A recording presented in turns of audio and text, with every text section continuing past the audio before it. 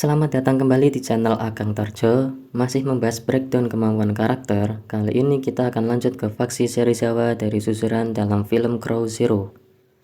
Seperti biasa, saya ingatkan lagi untuk melihat video pertama atau cek deskripsi supaya saya tidak banyak menjelaskan ulang tentang sistem penilaiannya. Jika yang sudah tahu bisa skip dan tak usah basa-basi, langsung saja kita mulai dari Mikami Brother. Mereka berdua bernama Takeshi dan Manabu. Layaknya sendal jepit, mereka selalu bersama, menang bersama, kalah pun bersama. Saya yakin kalian juga menganggap mereka lemah. Daripada cuma beranggapan, mari kita breakdown. Dari segi power, Serizawa dipukul seperti nggak berasa ya. Bahkan Makise aja meleng. Setiap pukulannya juga tidak memberikan damage parah.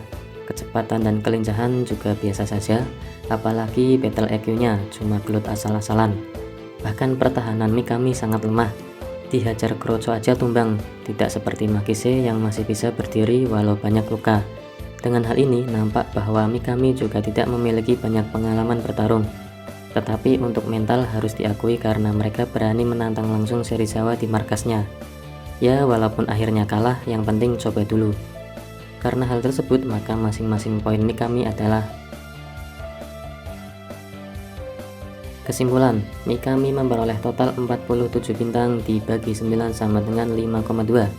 Maka Mikami Brother berada di level 47 dengan rank C.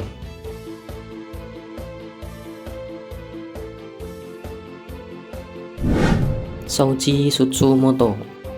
Abang Gimbal ini adalah salah satu anggota Serizawa yang memiliki keunikan daripada yang lain, yaitu ilmu bela diri judo. Jurusnya tak lain yaitu teknik membanting. Seringkali dia menggunakan teknik ini untuk bertarung. Perlu diketahui bahwa membanting juga butuh power yang kuat untuk mengangkat lawan. Jika kalian amati dalam film, Tsumoto sering membanting Kroco dan tidak pernah terlihat membanting karakter. Di film pertama, saya rasa adegan ini Tsumoto berusaha membanting Bando, tetapi tidak kuat, akhirnya kena dengkul Bando. Sebab posisi Tsumoto agak membungkuk seperti ancang-ancang akan mengangkat. Walaupun memiliki ilmu bela diri judo, ternyata Tsumoto tidak terlalu kuat dan berdamage untuk karakter, tetapi dia memiliki kecepatan. Terlihat cara membanting Tsumoto lumayan cepat, tetapi untuk kelincahan sendiri, Tsumoto masih bisa kena pukul dan jika kalian amati, Ryo dan Bando tidak membutuhkan waktu yang lama untuk mengalahkan Tsumoto. Itu artinya dia lemah dalam hal bertahan. Tetapi untuk stamina, Tsumoto masih bisa bangkit sejenak walau sudah kena ulti dari Ryo. Dia juga mampu bertahan cukup lama dalam pertarungan di film yang pertama, sampai dikalahkan oleh Bando. Dengan hal ini beberapa poin untuk Tsumoto adalah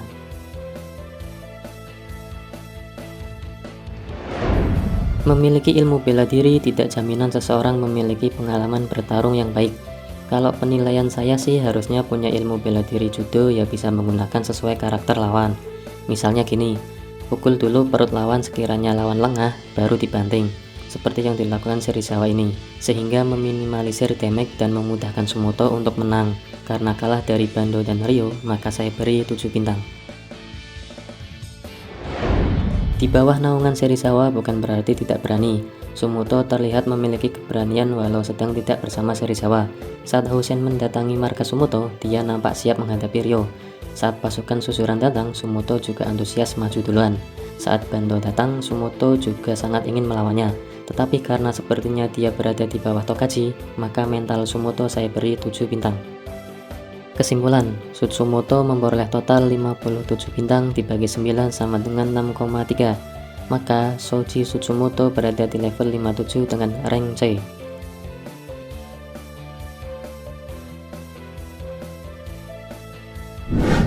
Tatsukawa Tokyo. Bertarung bersama Serizawa sejak era Bito Makio, tentunya Tokyo sudah memiliki pengalaman bertarung. Dia juga teman SMP Genji, sepertinya Tokyo juga sudah tahu Genji orang seperti apa sehingga saat Genji memaksa bertarung dengan Serizawa di awal film, Tokyo menghalanginya. Itu artinya pengalaman Tokyo tidak mau mencoba terlalu jauh. Dia sudah menyerah dan tidak mau berhadapan dengan orang seperti Genji dan Serizawa, dan memilih menjadi bawahannya. Dia juga sepertinya berada di bawah Tokaji. Dia juga memiliki penyakit di otaknya, sehingga membatasi dirinya untuk melawan karakter dan lebih memilih berhadapan dengan Kroco. Tetapi bukan berarti Tokyo tidak memiliki mental.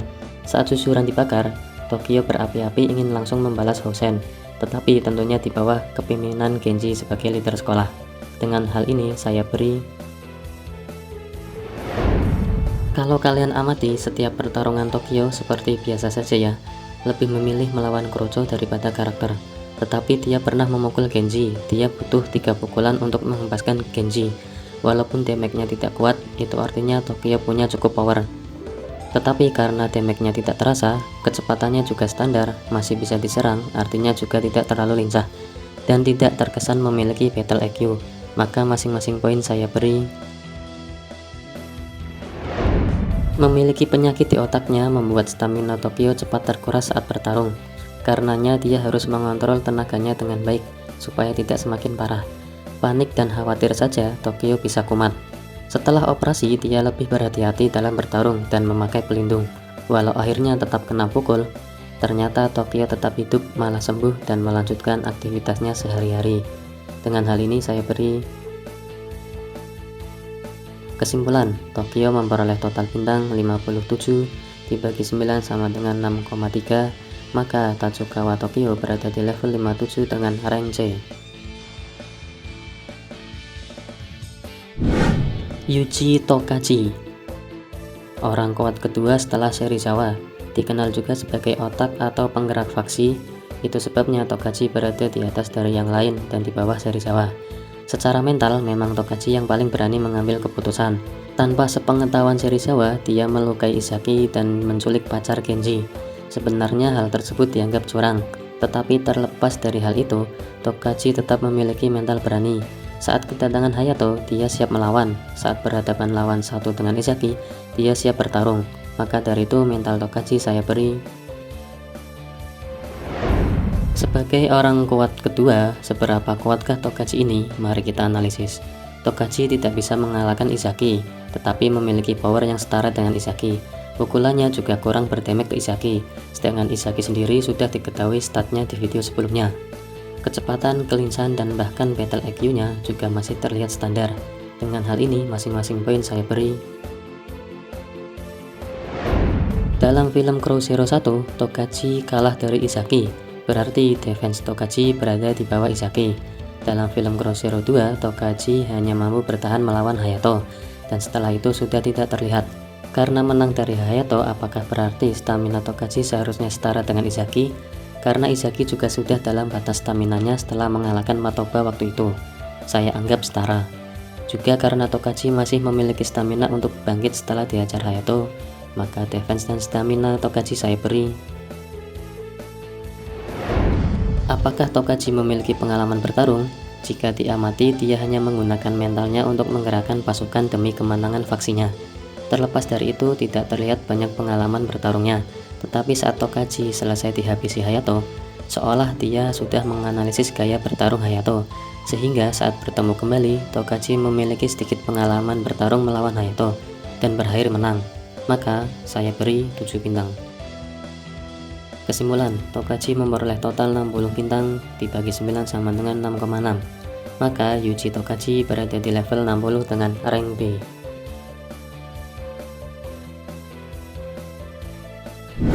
Tamao Serizawa, pendek tapi monster, begitulah julukannya menurut Yuta.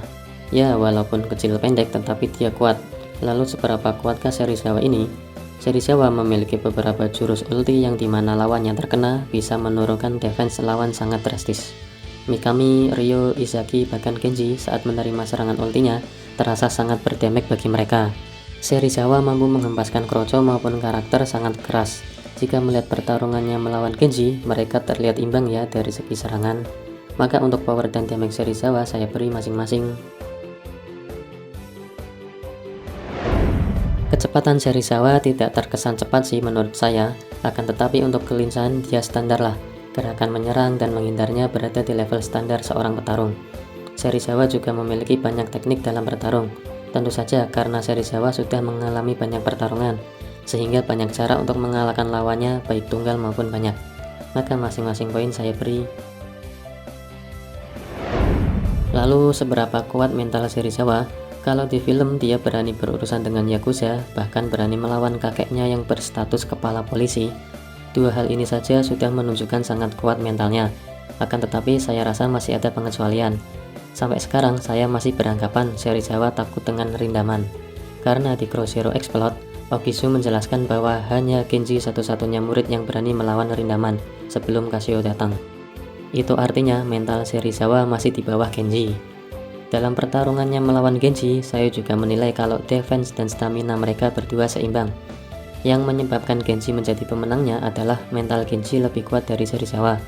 Karena di video pertama saya juga sudah menjelaskan bahwa saya berasumsi mental yang kuat bisa menguatkan juga poin yang lain, seperti serangan, pertahanan, maupun stamina. Atau kata lain bisa mendorong emosi sehingga power menjadi lebih kuat atau stamina pulih sejenak di saat akan kalah. Kalau menurut kalian setuju nggak? Maka dengan hal ini masing-masing poin saya beri. Kesimpulan, seri Zawa memperoleh total 68 bintang dibagi 9 sama dengan 7,5. Maka Tamao seri Zawa berada di level 68 dengan rank A.